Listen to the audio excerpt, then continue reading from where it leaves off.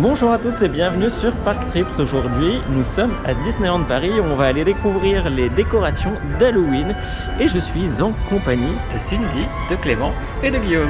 Allez, c'est parti!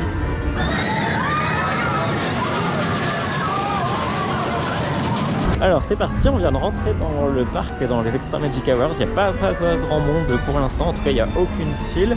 Et le but aujourd'hui va être de découvrir la déco d'Halloween, de regarder également les Stand-by Pass. On va pouvoir aller tester tout ça, regarder le merch d'Halloween et regarder aussi s'il y a des trucs à grignoter pour Halloween. Ça pourrait être sympa. Ouais, je pense qu'il y a des personnes à l'autre chose. Donc Mickey et Minnie ont mis leurs vêtements d'Halloween. Donc c'est le même qu'à la parade de l'année dernière du coup. Donc Main Street a été décoré pour Halloween. Vous avez vu Mickey et Minnie dans leur costume d'Halloween également. Et donc jusqu'aux lumières, comme l'année dernière, on vous mettra un lien vers la vidéo de l'année dernière où les lumières sont également décorées avec des chapeaux de sorcières. On va aller vérifier les décorations dans le parc pour voir si c'est également Discoveryland qui est le plus décoré et s'il y a des choses ailleurs. Parmi les spécialités d'Halloween, il y a le biscuit maléfique apparemment qu'il faut absolument goûter, n'étant pas taille de chocolat, je testerai le cookie Halloween comme l'année dernière je pense. À tester tout à l'heure. C'est parti, on va démarrer la journée à Frontierland avec un petit BTM, le traditionnel lancer de la journée avec le BTM. Et on va en profiter du coup pour aller regarder les décos d'Halloween. En général c'est le land le plus décoré, donc on va aller vérifier tout ça. J'ai l'impression que c'est même un peu plus décoré que l'année dernière avec les fleurs sur le bord. Il va falloir qu'on compare. En tout cas le parc est vraiment très calme. Certes c'est les Extra Magic Hours mais il n'y a quand même pas grand monde. Et le nouveau système de Stand-by Pass a été activé, on a pu le voir sur l'application et c'est plutôt bien fichu. On vous mettra une vidéo sur le sujet. Et vous avez pu voir le train de Big Thunder Mountain passer. Donc c'est là-bas qu'on va se diriger.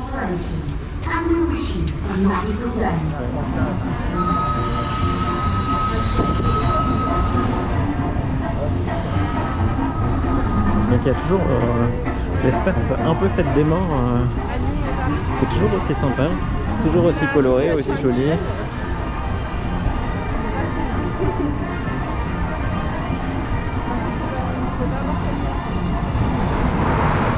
Donc avec le restaurant, on retrouve les éléments de Coco, le dessin animé de Pixar. Avec le chien qui est toujours là-bas, donc je ne retrouve pas le nom. C'est parti pour Big Thunder. Et c'est parti pour Big Thunder Mountain.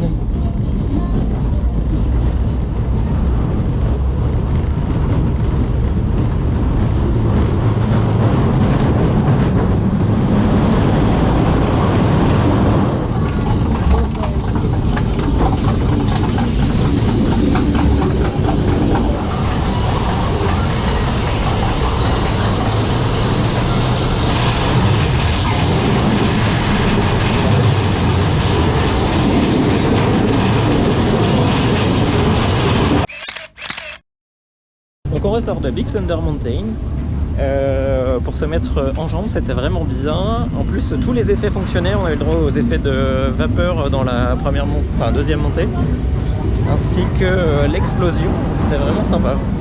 Avec le soleil qui se lève, on voit également un peu la vapeur au bout.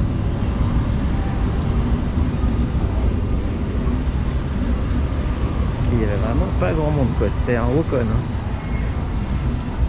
Donc les allées du parc sont quand même plutôt désertes et même si le parc ouvre à 9h30, en tout cas vous pouvez rentrer à partir de 9h30 même si vous n'avez pas d'accès aux Extra Magic Hours. Les attractions n'ouvrent en partie, celles qui ne sont pas ouvertes en Extra Magic Hours, qu'à partir de 10h. Donc on vient de se faire avoir pour Phantom Manor qui n'ouvre qu'à 10h, pour Indiana Jones qui n'ouvre qu'à 10h. Donc on va aller continuer avec Pirates des Caraïbes. C'est pour ça que vous nous voyez sur l'Adventure Isle. Donc on va aller voir si c'est le cas également pour Pirates des Caraïbes. Ça ouvre à 9h30 ou à 10h. Comme vous pouvez le voir au phare, on est dans Pirates des Caraïbes où il y avait encore vraiment personne.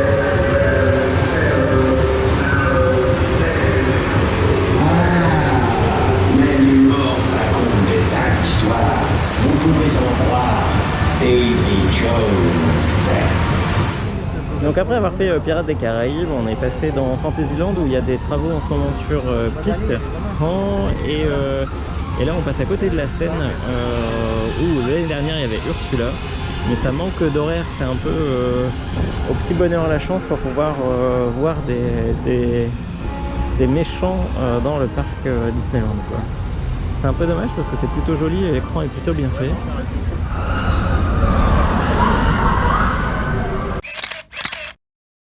Alors on sort de Hyperspace Mountain où on est tombé dans la voiture où il n'y avait pas forcément beaucoup de son et c'est une version qui fait toujours débat.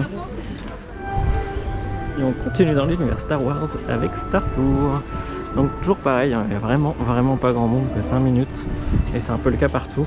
Donc on voit après le vol. Et on ressort de Star Tours. Si vous êtes petit, n'hésitez pas à demander à aller au dernier rang, vous ne toucherez pas le sol et les sensations sont plus amusantes. Alors, en tout cas on a eu des séquences plutôt marrantes. Le système aléatoire il est quand même sympa parce qu'on peut le faire plusieurs fois et l'histoire change quand même assez régulièrement. Il y a toujours des petites séquences qu'on découvre, donc soit le personnage de la résistance ou alors Princesse Leia, etc. Donc c'est vraiment pas mal. Le temps se couvre mais on continue la journée et maintenant direction Phantom Manor.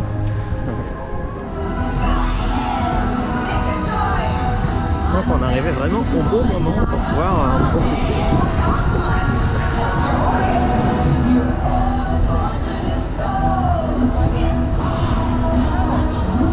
Je pense que c'est un spectacle qui est moins long que celui de l'année dernière et qui a un numéro finalement. Donc on a regardé le spectacle avec Ursula, 30 secondes montre en main. Mais bon, Covid oblige, dommage. Pendant ce temps, on a toujours les travaux en cours sur Buzz qui ouvrira certainement l'année prochaine. Et on retourne vers Fantasyland, vers Small World et d'autres avant de retourner du côté de Frontierland et d'aller déjeuner.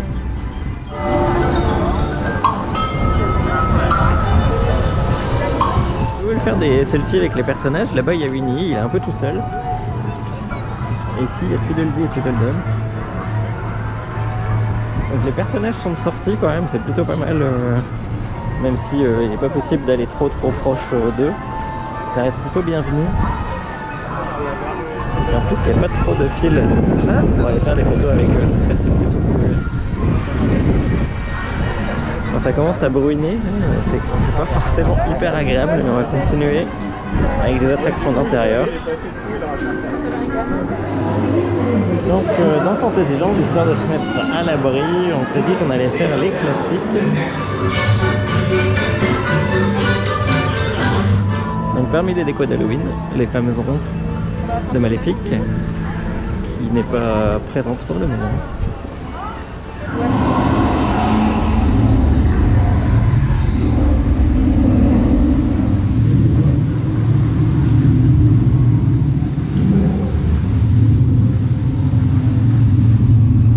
On sort de Haunted Mansion, qui est toujours aussi sympa avec sa rethématisation et qui fait dans l'ambiance d'Halloween. Pourtant, ce n'est pas forcément au beau prix, mais ça reste toujours hyper agréable. Donc on va prendre notre repas au Lucky Nugget.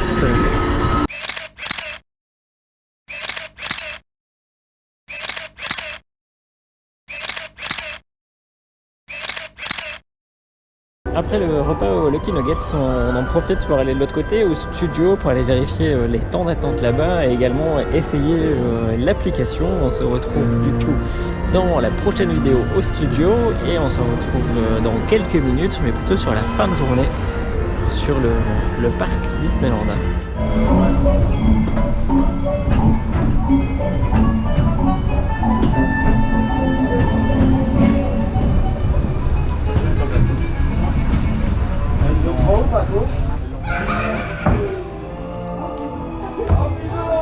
Pourquoi on m'envoie ça? Pourquoi on me taxe sur sur une photo. Hein? Je sais pas, on met ça sur une photo, c'est trop bizarre. Ça, I like my coffee. On a un monique de plus. On voit ça, j'ai du mal.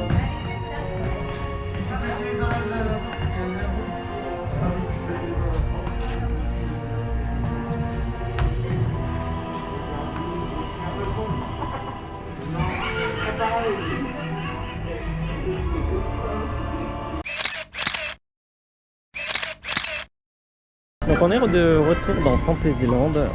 On a pris le train depuis la Main Street Station, comme ils disent dans le train, pour venir jusqu'à Fantasyland, où on a fait Pinocchio et on se dirige vers Casey Junior, l'attraction préférée de Guillaume. Il dit oui. Mais c'est grâce à la chanson. Max d'Airtime. Chacun ses goûts. Hein. Non mais c'est que pour la chanson qu'il aime bien, je suis sûr. Oui, c'est ça. Tu vois?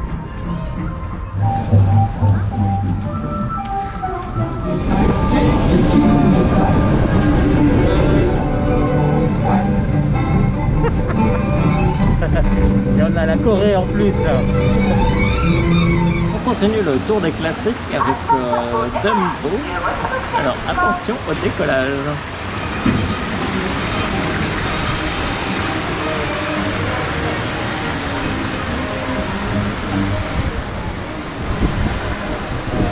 Ah c'est tout.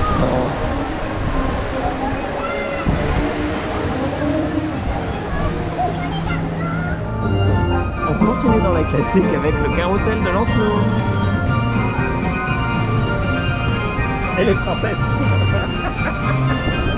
Les princesses masquées. Et après le carrousel de Lancelot, les tasses café.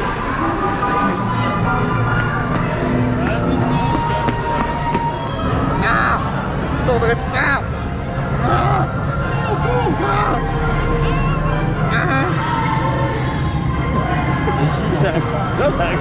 M'en fous, je vomis sur lui.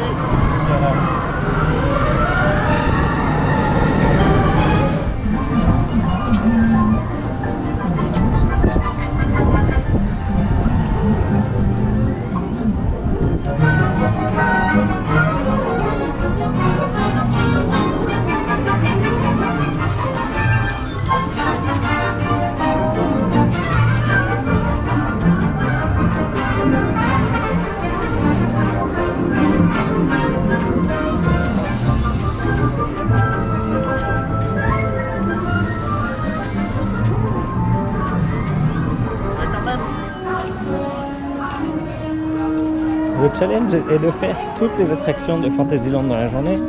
Donc il nous en reste deux. Le pays des contes de fées, vers lequel on se dirige. Et juste après, It's a Small World. Et on aura tout fait.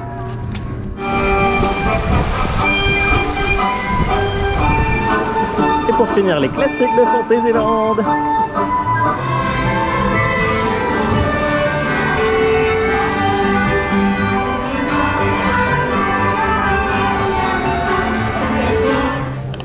C'est la première fois que je mets les pieds au pavillon des princesses de ma vie.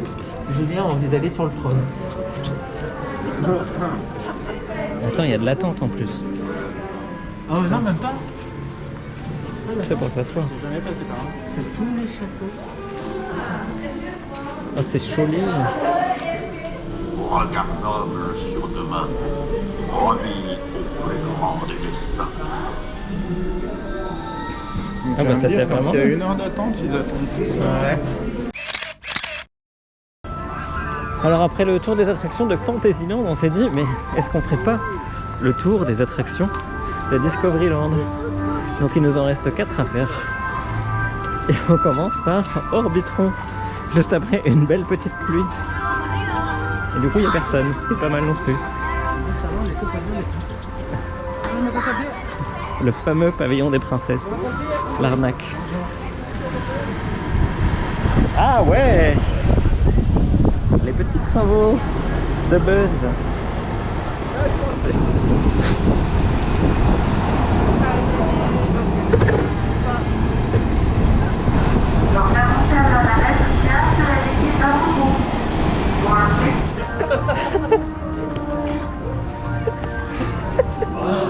maintenant le Nautilus, the best attraction ever.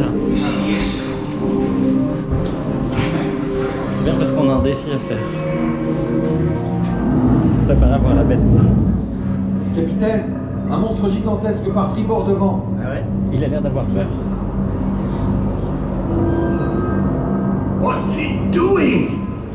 What's he doing? Bah rien du tout. On voit rien. Il fait des bulles. It's doing bubble. Hi, Captain. Ready the pulse generator. Ah non, y a rien. Voilà. Alors, comme vous pouvez le voir, on est à Autopia qui sera notre dernière attraction pour avoir fait l'intégralité de l'attraction de Discoveryland. Ensuite, il nous restera à faire Indiana Jones et on aura fait toutes les attractions.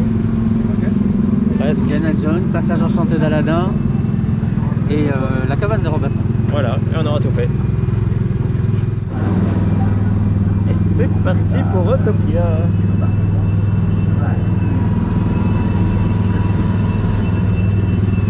Wouhou! C'est parti! Accélération! Oh la vache!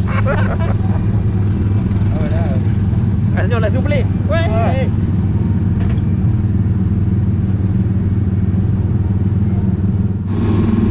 Et bienvenue à Lille le vendredi soir. C'est exactement pareil. Et voilà, on vient de finir Autopia, comme vous l'avez vu. Donc on a fait toutes les attractions de Discoveryland. Il nous reste 2 attractions à faire en plus d'Indiana Jones, qui reste le passage d'Aladin et la cabane des Robinson. Pour être tout à fait complet, Guillaume me le rappelait tout à l'heure, il faudrait faire aussi Main Street Vehicles qui est également une attraction. Mais en tout cas, on n'est pas loin d'avoir tout fait et d'avoir fait les grosses attractions alors que le parc n'ouvrait que de 8h30 pour nous jusqu'à 18h. Donc c'est plutôt pas mal, vous l'avez vu, il n'y a vraiment pas grand monde. Donc c'est vraiment hyper agréable de venir pendant les jours de semaine en cette période. Donc on va continuer pour retourner sur Adventureland et ensuite on terminera autour de Frontierland et des décorations d'Halloween. À tout à l'heure. Donc dernière étape, Indiana Jones. Donc c'est pareil que dans beaucoup d'endroits il n'y a que 5 minutes, mais c'est vraiment à peine 5 minutes quoi, parce que vraiment pas long.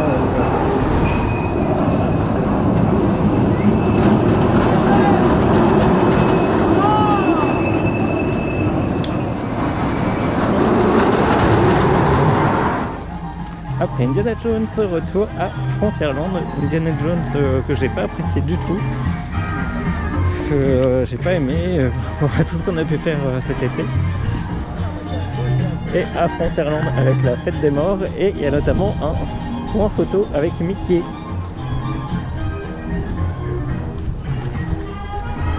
Et Minnie d'ailleurs, ils sont là tous les deux. J'adore leur costume. Oh là là là là. Ils sont beaux, hein. Qu'est-ce qu'ils sont mignons.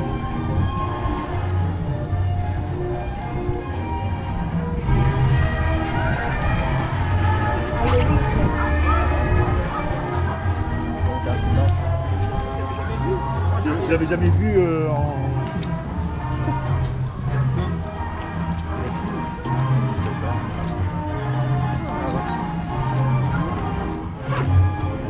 C'est un bon mexicain, on va aller prendre un photo.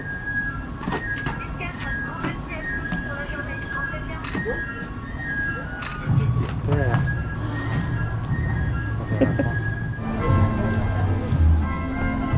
Donc hélas on pourra pas faire un deuxième tour de BTM qui est en maintenance, enfin en tout cas cassé pour l'instant. Donc on en profite.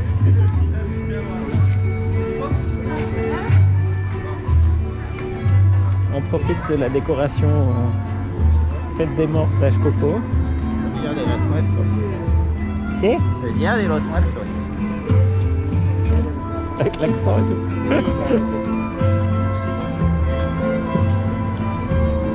Une zone en tout cas qui est toujours aussi jolie, vraiment vraiment sympa. Toujours aussi coloré, c'est vraiment hyper agréable. Fantôme. Donc on va finir la journée, étant donné que c'est sur le thème d'Halloween notre journée. On va finir par un Phantom Manor.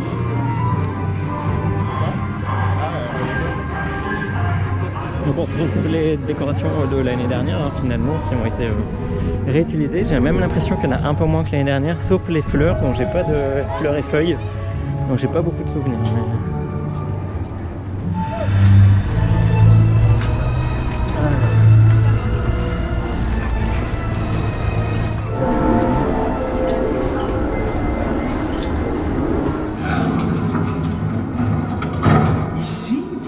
Admirer les portraits de la sublime maîtresse des lieux et de ses prétendants moins chanceux.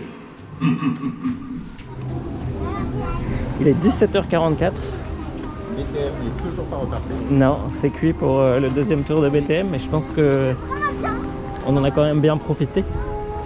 Je pense qu'on en a fait pas mal. Ouais, elles sont jolies. Hein.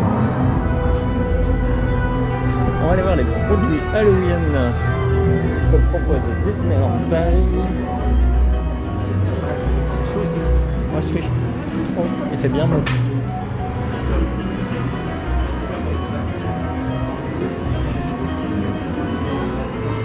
$15,99 ce ravissant petit t-shirt. Ouais.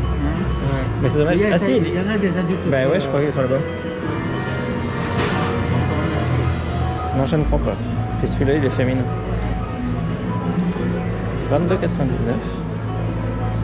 Oh, 22,99. Un petit Jafar. Il est grand en fait. 30.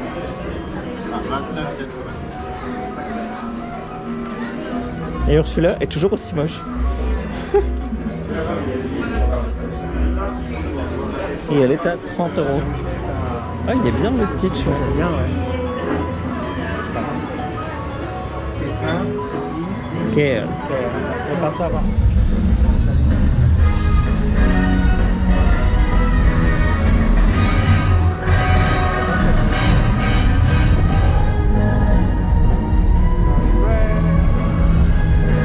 Voilà, il est 18h, on nous invite à sortir du parc. En semaine, le parc est ouvert de 10 à 18h, c'est court, mais honnêtement, vu le peu d'attente qu'il y avait aujourd'hui, on a eu le temps de faire quand même pas mal de choses. Direction le Disney Village pour aller finir la journée, où nous ferons également la conclusion de cette journée vraiment bien remplie. Pour tout vous dire, on n'en peut plus, on a bien marché, on n'a pas arrêté. Alors c'est au Disney Village que s'achève notre vidéo d'Halloween à Disneyland Paris.